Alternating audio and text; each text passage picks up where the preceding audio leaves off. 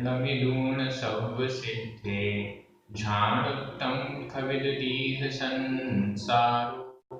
दस दस दो दो यजने दस दो अणुपेहणम गुच्छे। बोलिए श्री खजराट महावीर भगवान की जय। आचार्य श्री कुंद कुंद स्वामी की जय। हम सभी का ये परम सौभाग्य है कि हम आचार्य कुंद कुंद स्वामी के द्वारा रचित 12 अणुपेक्षा ग्रंथ का अध्ययन कर रहे हैं। इस ग्रंथ में 12 भावनाओं का बहुत सुंदर वर्णन आचार्य श्री ने किया है। हमारा संवर भावना का प्रकरण चल रहा है। इसमें आज हम गाथा क्रमांक 62 और 63 का अध्ययन करेंगे। इन दोनों गाथाओं में संवर किस प्रकार से होता है, संवर के क्या कारण हैं। पिछली गाथा गाथा नंबर 61 में संवर का आश्रव के द्वार को रोकने के लिए संवर का सबसे पहला कारण बताया गया।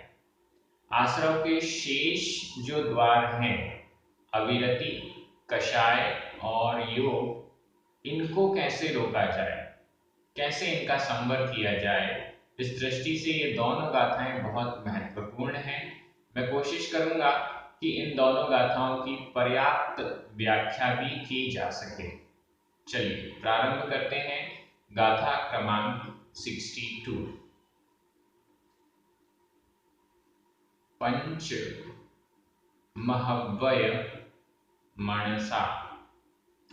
पंच महव्वय मनसा अविरमण।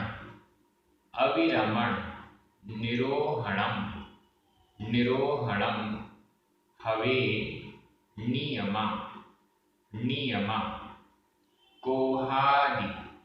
कोहादि आसवाणम। आसवाणम दाराणि। दाराणि कसाय रहित पलगेहिम। पलगेहिम पंचमहव्वय मनसा। पंचमहव्वय मनसा अविरमण निरोहणम हवे नियमा।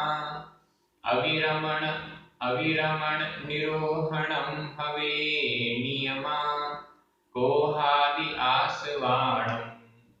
कोहादि आसवाणम दाराणि कसाय रहित पलगेहिम। दाराणि कसाय रहित पलगेहिम। बहुत महत्वपूर्ण गाथा है। आश्रव के द्वार बताए गए थे, मिथ्यात्व, अविरति, कषाय और योग। मिथ्यात्व के बारे में कैसे रोका जाए तो कहा गया था, सम्यक दर्शन को धारण करें, चल, मल और अगाढ़ दोषों से रहित होकर शुद्ध सम्यक दर्शन की ओर आगे बढ़े तो उससे वो मिथ्यात्व का दरवाजा बंद हो जाएगा। अब यहाँ पर अविरति, जो 5 प्रकार की अविरति है, उसको कैसे रोका जाए, पहली लाइन में बताया गया, और दूसरी लाइन में कषायों से कैसे पार पाया जाए। तो कह रहे हैं आचार्य कुंद कुंद स्वामी, पंच महव्वय मनसा। पंच 5, महव्वय महव्वय महाव्रत। अब यहाँ पर आप देख रहे हैं महव्वय में आधा व पूरा व ये संयुक्त अक्षर है, और इस संयुक्त अक्षर के कारण ह में जो बड़ा आ, महा में बड़ा आ होना चाहिए था, वो छोटा हो गया है, इसलिए ये हो गया महव्वय। महाव्रत, महावय की जगह महव्वय ऐसा हो गया। 5 महाव्रतों का मनसा, मन से, ये मनसा जो है वो तृतीया का एक वचन का रूप है, अनियमित रूप है। मन से 5 महाव्रतों का पालन। मन से मतलब ऐसा नहीं कि केवल शरीर से ही कर रहे हैं, क्रियाओं से ही कर रहे हैं, ऐसा नहीं।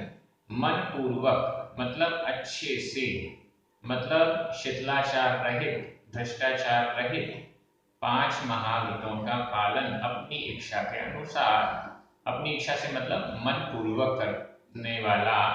अविरमणम निरोहणम हवे नियमा नियमा नियम से, जो 5 महाव्रतों का मन पूर्वक मन से पालन करता है, उसके नियमा नियम से, निश्चित रूप से क्या होगा?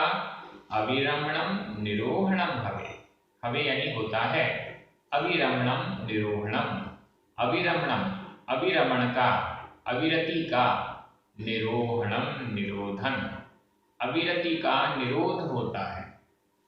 अविरति नामक जो आश्रव का द्वार था, उस द्वार का निरोधन मतलब रुकना होता है। अविरमण क्या है? ये हम पहले पढ़ चुके हैं आश्रव भावना में। ये बहुत बढ़िया प्रसंग चल रहे हैं 12 भावना के, और यहाँ पर एक एक गाथा इतनी महत्वपूर्ण, इतनी समझने योग्य है कि जिसका वर्णन किया नहीं जा सकता। अब यहाँ पर एकदम स्पष्ट कह दिया, जो अविरति है, 5 प्रकार की अविरति, 5 प्रकार की अविरति, 5 प्रकार का पाप, हिंसा, झूठ, चोरी, कुशील और परिग्रह।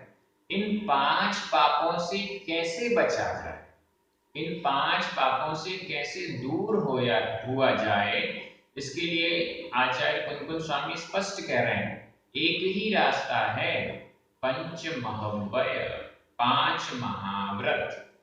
5 महाव्रतों के पालन से, मन पूर्वक पालन से, अविरमणम निरोहणम हवे, अविरमण का, अविरति का, 5 पापों का निरोध हवे होता है। हिंसा का निरोध, हम इसके अल्टरनेटिव सोचें, हम ये सोचें कि आचार्य स्वामी गलत रास्ता हमें बता रहे हैं, हम 5 महाव्रतों को धारण किए बिना भी इन 5 अविरति को रोक सकते हैं। हम ऐसा सोचें। सोचिए, एक निगोदिया जीव है, निगोदिया जीव सूक्ष्म निगोदिया जीव है, या बालक भी मान लीजिए, कोई भी निगोदिया जीव है, वो कौन सी हिंसा करता है, कौन से जीव को मारता है? सूक्ष्म निगोदिया तो किसी को मार ही नहीं सकता, किसी से भिड़ता भी नहीं है, स्वयं नहीं भिड़ता, दूसरा उससे नहीं भिड़ता, मरने मारने का प्रसंग ही नहीं है।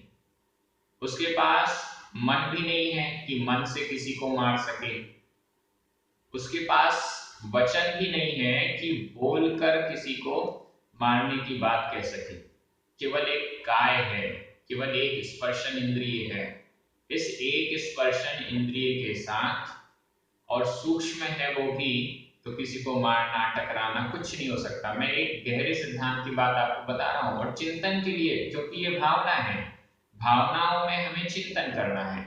आप भी चिंतन कर लीजिए, पूरा टटोल लीजिए, जितने ग्रंथ पढ़े हैं वो सब दोबारा पढ़ के देख लीजिए। ये सूक्ष्म निगोदिया जीव या सूक्ष्म एक इंद्रिय, 5 स्थावर सूक्ष्म एक इंद्रिय कुछ भी पाप नहीं कर पाते।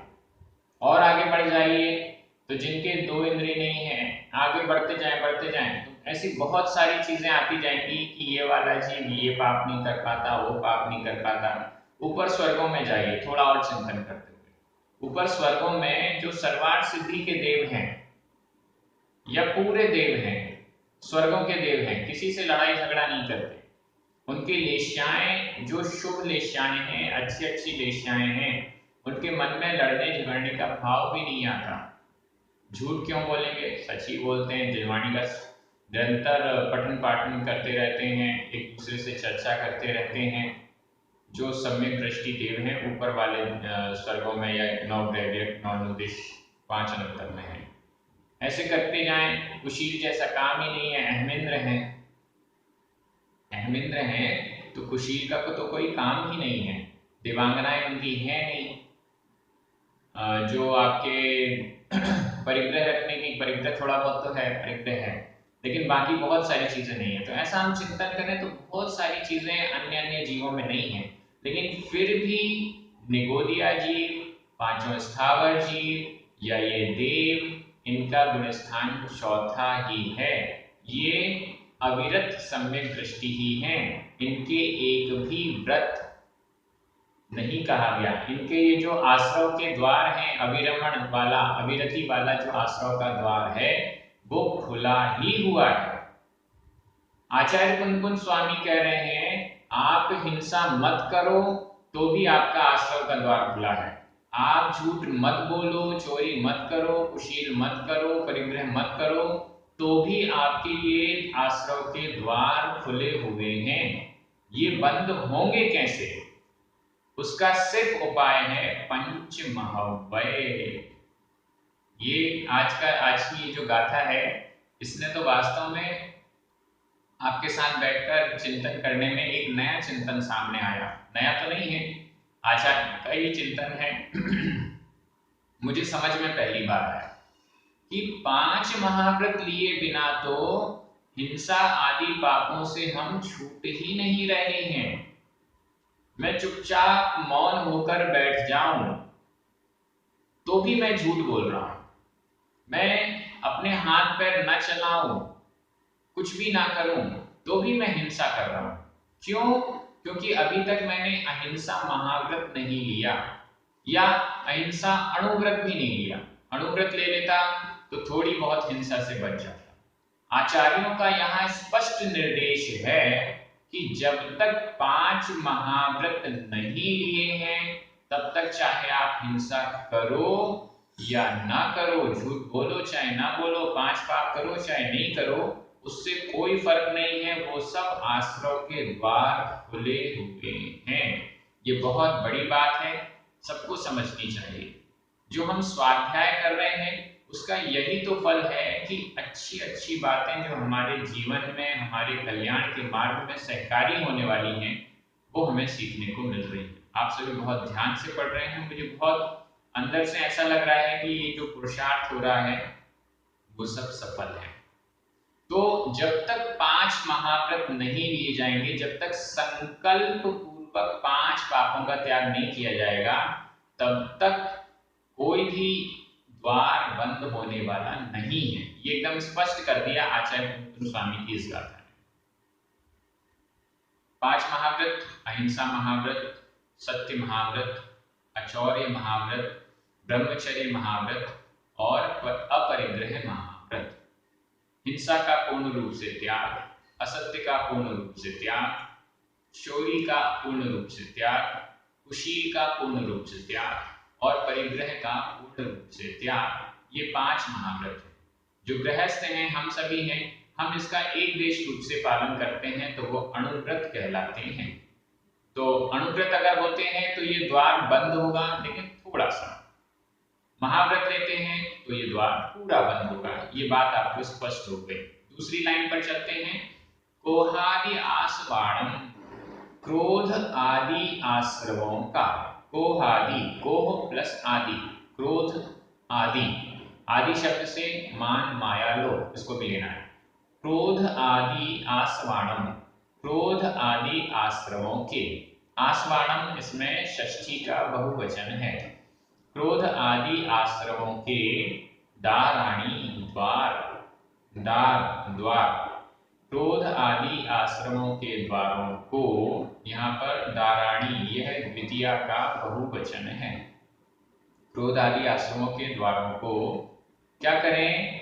कसाय रहित पलगी। निरोहणम मोदी, ये ऊपर से ले लीजिए, निरोहण होता है, ये ऊपर से आ जाएगा। कसाय रहित पलगेनी, किसके द्वारा? कसाय रहित, कषाय से रहित, पलग, पलग का अर्थ भी द्वार है और इसमें पलगेहिम यह तृतीया का बहुवचन है। कषाय रहित द्वारों की, द्वारों से, कषायों से जो आश्रम के द्वार खुले हुए हैं उसको कैसे बंद करें? कषाय रहित परिणाम से। क्रोध कर रहे हैं, क्रोध रहित परिणाम से। मान कर रहे हैं, मान रहित परिणाम से। माया कर रहे हैं, माया रहित परिणाम से। लोभ कर रहे हैं, लोभ रहित परिणाम से। ये क्रोध मान माया लोभ कैसे छूटें? उसके लिए आगे धर्म भावना में जो 10 लक्षण धर्म के बताए जाएंगे, 10 भेद बताए जाएंगे, उसमें उत्तम क्षमा, उत्तम मार्दव, उत्तम आर्जव और उत्तम शौच धर्म, इनके द्वारा क्रोध, मान, माया, लोभ, इन आश्रव द्वारों को बंद किया जाता है। तो ये तो बहुत सरल नहीं, कठिन है एक्चुअली। क्रोध को जीतना, मान, माया, लोभ को जीतना थोड़ा सा कठिन है, लेकिन इस पर विवेचन आगे भी होगा और आप इस पर चिंतन आगे भी कर सकते हैं। क्रोध ना हो तो आश्रव का द्वार बंद हो गया, ऐसा हमें समझना चाहिए। चलिए अगली गाथा में चलते हैं। गाथा क्रमांक 63। उच्चारण। सुहजोगस्य, सुहजोगस्य पवित्ती। यहाँ पर वा में छोटी ई की और आधाता पूरता में बड़ी ई की मात्रा। पवित्ती। संवरणम, कुणदि, कुणदि। असुहजोगस्य, असुहजोगस्य, सुहजोगस्य निरोहो शुद्धुभजोगेण। आधा ध की मात्रा। शुद्धुभजोगेण संभवति, संभवति। सुहजोगस्य पवित्ती, सुहजोगस्य पवित्ती। संवरणं कुणदि अशुभजोगस्य, संवरणं कुणदि अशुभजोगस्य।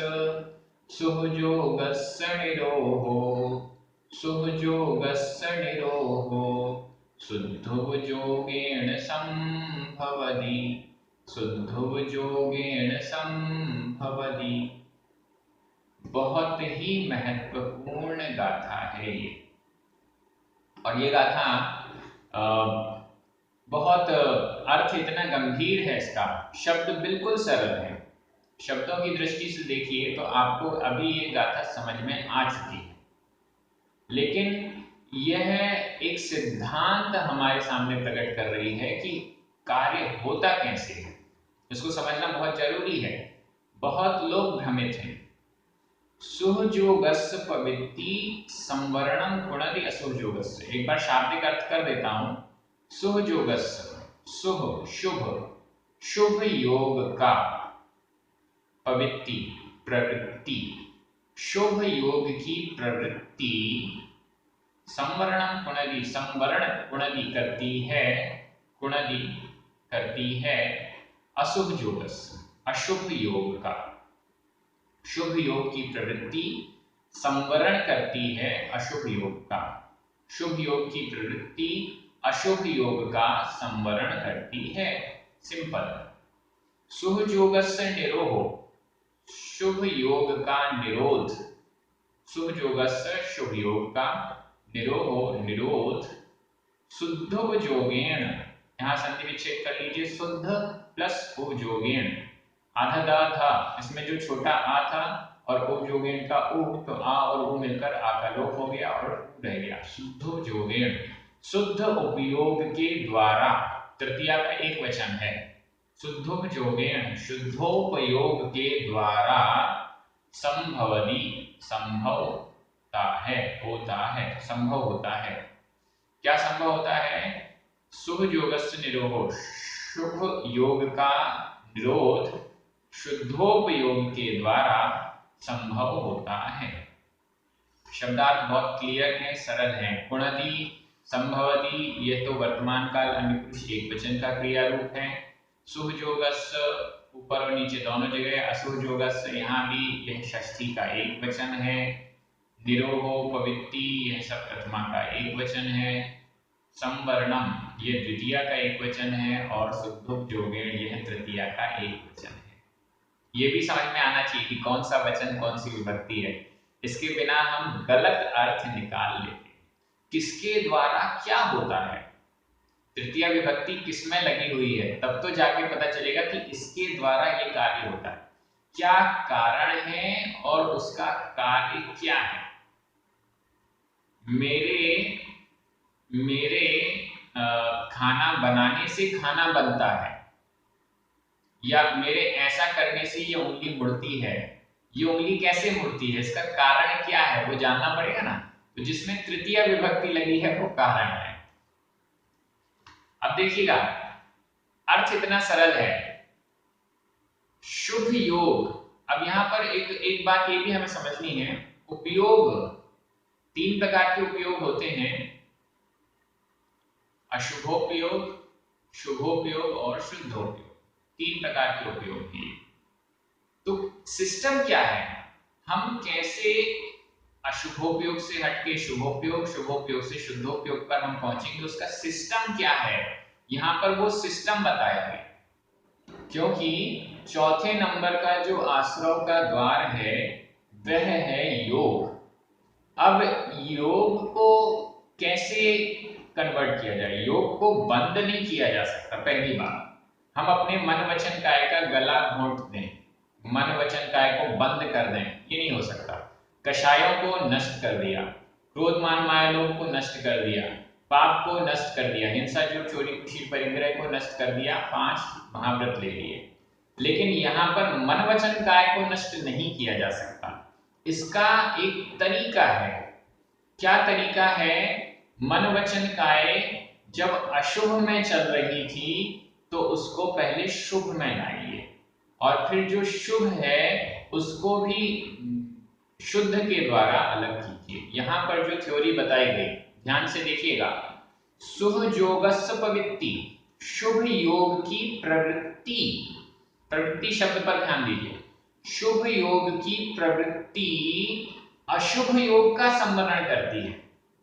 इस लाइन से एकदम स्पष्ट है कि नॉर्मली अनादिकाल से यह जीव मैं अशुभ योग कर रहा हूं, अनादिकाल से मैं मन वचन काय की अशुभ प्रवृत्तियों में फंसा हुआ हूं।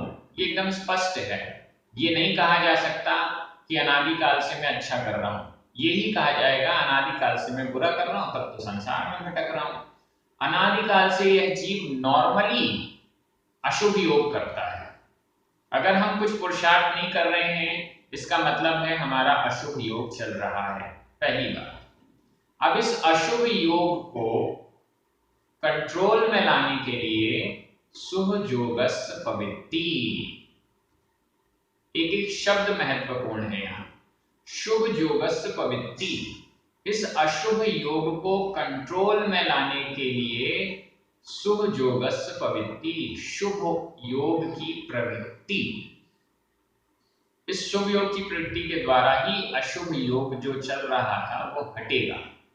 मेरे मन में जो अशुभ अशुभ गंदी गंदी भावनाएं आती हैं, चिंतन आता है, वो कैसे हटेगा? जब हम शुभ चिंतन में लगेंगे। ये पहली और अनिवार्य कंडीशन है, इसके बिना अशुभ योग नहीं हटता। शुभ योग की प्रवृत्ति करनी पड़ेगी। शुभ योग क्या है ये हम पहले देख चुके हैं, पिछली गाथाओं में आ चुका है शुभ योग क्या है। आप वो वाली गाथा दोबारा देख लीजिएगा। अब आप कहेंगे हमें ये शुभ भी हटाना है, तो क्या होगा? नीचे वाली लाइन पे शब्दों पे ध्यान दीजिएगा। जैसे ऊपर के शब्द शुभ योग की प्रवृत्ति, अब नीचे शुद्धोपयोग की प्रवृत्ति नहीं लिखा, क्या लिखा है? शुभ योगस्य निरोधो, शुभ योग का निरोध शुद्धोपयोगेन संभव, शुद्धोपयोग के द्वारा संभव होता है। शुद्धोपयोग से जब मुनि महाराज शुद्धोपयोग में लीन हो जाते हैं, तब यह शुभ योग संवरित होता है। यहां एकदम स्पष्ट कह रहे हैं जो क्रम बन रहा है, अशुभ योग से बचने के लिए शुभ योग की तरफ जाना पड़ेगा, शुभ योग के लिए प्रवृत्ति करनी पड़ेगी। लोग कहते हैं कि हम शुभ योग को तो बीच से हटा दें और डायरेक्ट अशुभ योग से हम शुद्धोपयोग पे चले जाएं। जिसने अभी तक 5 पाप का त्याग नहीं किया, शुभ योग में प्रवृत्ति करना जिसे अभी बुरा लगता है, वह अभी अशुभ योग में डूबा हुआ है और बोलता है कि मैं तो सीधे शुद्धोपयोग पे जाऊंगा। देखिए, अशुभ योग को दूर करने में शुद्धोपयोग समर्थ नहीं है। अशुभ योग को दूर करने में शुद्धोपयोग हो ही नहीं सकता।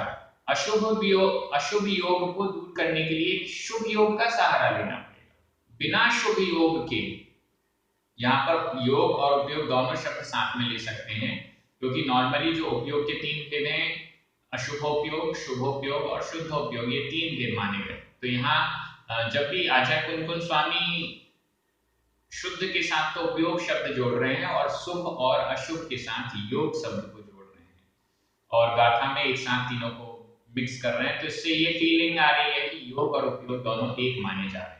यहाँ पर जो क्रम बताया गया, अशुभ को दूर करने के लिए शुभ और शुभ का निरोध कौन करेगा? वो करेगा शुद्धोपयोग। गृहस्थों की दृष्टि से बात करें और मुनियों की दृष्टि से, ये दो अलग अलग दृष्टि हैं। गृहस्थों के पास दो उपयोग हैं, अशुभोपयोग और शुभोपयोग। जब गृहस्थ अपने आप को अशुभोपयोग से बचाना चाहता है तो वो शुभ योग में प्रवृत्ति करता है, और अशुभोपयोग से बचने के लिए ही शुभोपयोग है। जब तक अशुभ योग का, अशुभ उपयोग का पूर्ण रूप से संवरण नहीं होता है, तब तक शुद्धोपयोग में जाना असंभव है। हम सीढ़ी चढ़ते हैं, कैसे चढ़ते हैं? एक पैर ऊपर वाली सीढ़ी में रहता है, दूसरा नीचे वाले में। अब वो नीचे वाला पैर उठाकर फिर और ऊपर जाती है। अभी हम अशुद्धोपयोग की सीढ़ी पर हैं, हमें क्या करना पड़ेगा? एक पैर उठाकर शुभोपयोग में रखना पड़ेगा, फिर दूसरा पैर उठाकर शुभोपयोग में स्थिर हो गए। अब शुभोपयोग में जो स्थिर हो चुका है, जिसने पूर्ण रूप से अशुभोपयोग से पैर हटा दिया है, वह जाकर शुद्धोपयोग में पैर रख पाएगा। ये व्यवस्था है, तो इसको हमें समझना चाहिए। यहाँ बहुत लोग भटक रहे हैं, लोग कहते हैं हमें तो शुभ नहीं चाहिए, शुभ नहीं चाहिए। भैया, जिसे अशुभ कर रहा है उसे तो शुभ ही चाहिए, ये समझिए। जो अभी अशुभ में डूबा है, दिन रात पंचेंद्रिय के विषय भोगों में लगा हुआ है, जिसके पांचों पाप चल रहे हैं, उसे तो पहले शुभ जोगस पवित्ति, आचार्य कुन-कुन स्वामी का संदेश है, ये मेरा नहीं है। उसे शुभ योग की प्रवृत्ति चाहिए। अब इस शुभ योग की प्रवृत्ति से हमें आगे बढ़ना है। हमने पूरे 5 पाप त्याग कर दिए, हम तो मुनि बन गए। अब मुनियों की दृष्टि से भी 2 उपयोग हैं, एक है शुभोपयोग और एक है शुद्धोपयोग। जब मुनि महाराज शुद्धोपयोग में ध्यान में लीन है, शुद्धोपयोग में लीन है, तब तो उनका शुद्धोपयोग है और शुभोपयोग का संवरण है। लेकिन जब वो शुद्धोपयोग में नहीं है, क्योंकि 24 घंटे कोई शुद्धोपयोग में लीन हो नहीं सकता, 24 घंटे कोई निवृत्ति मार्ग में नहीं रह सकता, उसे प्रवृत्ति में तो आना ही पड़ता है। तो जब वो प्रवृत्ति में आएंगे तो उनका शुभोपयोग चलेगा। हमारे गृहस्थों के तो निवृत्ति मार्ग है ही नहीं, या तो हम अच्छा करते हैं या बुरा करते हैं। जब हम अशुभ से बचना चाहें तो हम शुभोपयोग की ओर प्रवृत्ति करें। गृहस्थों के लिए एकदम स्पष्ट निर्देश है हमारे आचार्यों का कि शुभ योग में शुभोपयोग की प्रवृत्ति करो, शुभोपयोग में लगो, तभी जाकर अशुभोपयोग छूट पाएगा। और इसके पहले भी मैंने उदाहरण दिया, एक बार पुलिस का उदाहरण दिया था, कांटे का उदाहरण दिया था, तो वो उदाहरण आप फिर से यहाँ पर लगा लीजिए, ये बहुत अच्छी गाथा है। इसके बाद भी जो गाथा आ रही है वो भी थोड़ा सा शुद्धोपयोग पर ही है, तो और भी आगे चर्चा जारी रहेगी। आप सभी बहुत अच्छे से अध्ययन कर रहे हैं। यह ग्रंथ इतना महान है, ऐसा लग रहा है कि पहले क्यों नहीं ध्यान दिया गया, पहले क्यों नहीं अच्छे से इस ग्रंथ का स्वाध्याय अध्ययन किया, ऐसा फीलिंग आ रही है। आप सभी के निमित्त से बहुत अच्छा अध्ययन हो रहा है। जिनके भी निमित्त से, जो पुण्यार्जक हैं, जिनके द्वारा ये वीडियोस YouTube पर परमानेंट हो रहे हैं, आप सभी तक पहुंच पा रहे हैं, उन पुण्यार्जक के लिए भी बहुत बहुत धन्यवाद। आप सभी को जय जिनेंद्र।